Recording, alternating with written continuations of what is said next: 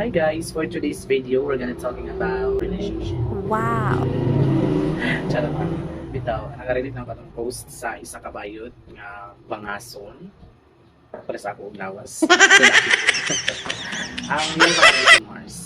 May post siya regarding the relationship between transgender straight guy. Um, uh, about sa yung post is, i-conclude yun niya nga wala yun ang story sa lalaki sa bayo. Though, na nag-uban ng bayad ang straight guy, it is because of money. Because of man's luho sa lalaki. That's only the thing that the relationship hold on. So with that post, i-bash siya sa mga transgender ko, mga LGBT community. Even the celebrity nga mga gays is gibash siya itong rato yung opinion. Well, for me, okay man to yung post, yung opinion, but niya i-emphasize kung ano na istorya niya. Diri ako sa mga transgender, dili po nilang madawat ang mga realidad. Tungod kay dili to ilang opinion. Once nga mali ang opinion sa isang katao, dili nila i-consider as opinion. It's a form of disrespectful para sa ila. Ang gusto nilang mahitabo is continue lang yung mga admiration. Pero ang kamali ng atong post is generalize nila, i-conclude yun niya. So para sa ako walang mali doon. As long as kung madawat nimo, if ma-accept na nimo nga realidad, walang mali doon. Let's face the reality. We are living in a real world. So we must consider or accept what's being happened. Dahil mahitabo na siya, whether you like it or not. Ang straight guy, nag-hold on siya sa relationship. It is siguro because yes, isa na doon is yung luho. Second is basin na siya utang na loob. Nagtanaw siya ng utang na loob doon sa bayot. Sumutong nag-hold on siya sa relationship. Kaya na yung mga lalaki nga, mga naapoy mga utok na magtanaw po doon utang na loob, utong hold on na lang yun sila. Naiuban po nga, maghalata na yun nga, wala yun utang na loob. Bayot po niya mga sadya, mga assuming po nga.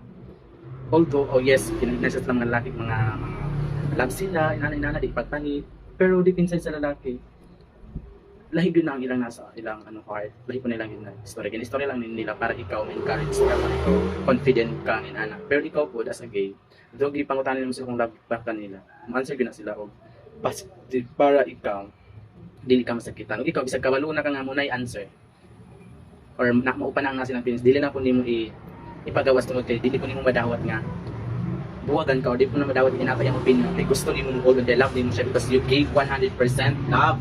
You deal 100% feelings. Kaya, hindi mo madawat ang magiging negative result. Ang mga lalaki po, hold on lang yun na sila. It is because siguro po, wala pa sila, di ba sila financially stable? Wala pa sila work, something like that. Siguro naisip nila, at the end of the day, if I choose to quit this relationship, kung saan naman ko, wala pa ko'y panginabuyo, kung ani, manang hold on na lang sila. So that's the reality nga. We must to accept, di ba guys, LGBT.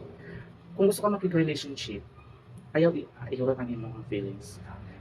Kaysa ako, feel na ko, ang homosexual regular ang real feelings, both parties. Kaya same man na sila feelings, same sila nasakitan, mo ng sinsa ito ilang mga feelings. Pero when it comes to straight, because most of the straight guys are cisgender. Sa woman po, cisgender is mo sila ang mga gender nga hate nila ang homosexual because they only believe that there are two gender existed, which is men and women. Ang points akong mga comment, suggest lang yun is i-accept na to nga inana yun ang mahitabo at the end of the day. Then dire po siya sa itong bayod niya, si Mars is dapat i-detail niya aron siguro napagapin mga negative na comment, but at least ma-minimize then naapod siya matubag nganong istorya to niya kay naman po siya right may express ang iyang opinion kasi siguro naka-relate i-relate po duro niya sa iyang experience putong na istorya to niya dito po sa mga bayot wala nila na experience mo nang dili nila madawat ang kamali diri ang aside kay generalize tapos ang kamali diri aside diretso sila ni judge wala nila una-una nga that is the reality. Thank you so much Morat.